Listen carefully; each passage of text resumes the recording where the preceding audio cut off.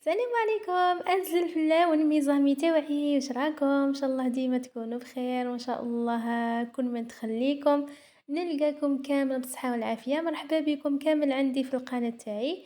ان شاء الله نتمنى تعجبكم الوصفة نتاع اليوم، ونتمنى ثاني تزوروا القناة تاعي. نتمنى ثاني تعاونونا شوية. اليوم جبت لكم وصفة خفيفة وظريفة.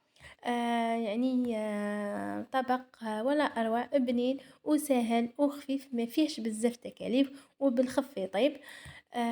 دونك حنا هاد الطبق نقولوه باللهجة نتاعنا الجواز، كل واحد والمنطقة نتاعو وكل واحد كيفاش يقولوا له، ولكن حنا كيما قلت لكم باللهجة نتاعنا نقولوا له الجواز، ما كانش الدار اللي ما يطيبوش الجواز. الوغ ديراكتومون نجوزو للطريقة والمقادير. اولا انا هنايا عندي 3 حبات تاع البطاطا، قشرتهم قطعتهم بهذا الشكل طويل كما راكم تشوفوا هكايا. وعندي في الطنجره نتاعي بيان سور الطنجره تاع التين، عندي بصله مع طوماطيش، بصل انا قطعته طويل مع شويه تاع ثوم مع شويه تاع قزبر. وهنايا لافيون داشي نتاعي درت له بصله مسكرفجه مع القزبر مع شويه تاع ثوم مع فلفل الكحل مع راس الحانوت وفلفل عكري والملح بيان سور مع حوالي ملعقه تاع زيت عادي.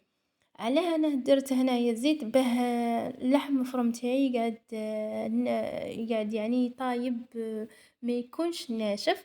فوالا انا رايحه نكورهم كهكايا كما راكم تشوفوا. الان نعاود نولي للطنجره تاعي. بيان سور هاد الطنجره كما قلت لكم تاع الطين مخدومه باليد، تخدمهم وحده ربي يطول في عمرها ان شاء الله. انا درت هنايا حوالي 2 مغارف كبار تاع الزيت مع فلفل الكحل مع راس الحانوت وشوية فلفل عكري مع حبة تاع جنبو مع لا طوماط كونسونطري. انا هنايا مستعملش الملح لانه انا استعملت جنبو. فوالا رايحه نكتفي بحبة تاع جنبو، كما تعرفوا انه جنبو فيه الملح، سما دونك ما نسحقوش نزيدو الملح ونخلي لاصوص تاعنا لازم تتقلى حتى يذوب هذاك، حتى يذبل هذاك البصل. فوالا كيما راكم تشوفوا هكايا حتى يولي يعني يذبل كامل. من بعد رايحين نمرقوه، ماذا بكم ما تمرقوش الطنجره تاعكم بزاف بالماء باش تخرج لكم الماكله بنينه.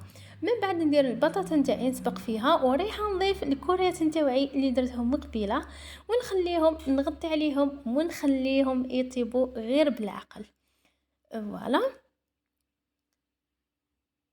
فوالا هاوليك الجواز تاعي بعد ما طاب كما راكم تشوفوا.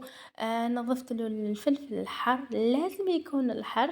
يعني طبق او وصفه يعني ولا اروع كما قلت لكم، خفيفه وظريفه وبنفس الوقت بنينه، خاصه واذا طيبتوه في يعني في طنجره هذه تاع الطين. رايحه تزيد له واحد البنه وحدها يعني. فوالا هايليك الوصفة نتاعنا تاع اليوم هاهي جاهزة كيما راكم تشوفوا. نتمنى تعجبكم هذه الوصفة ونتمنى يعني تجربوها. دونك ما بقى لي غير نقول لكم بصحتكم، تهلاو في رواحتكم الى الحصة المقبلة ان شاء الله، ولكن ما تنسوناش ديروا لنا ابوني بارطاجيو. مع السلامة.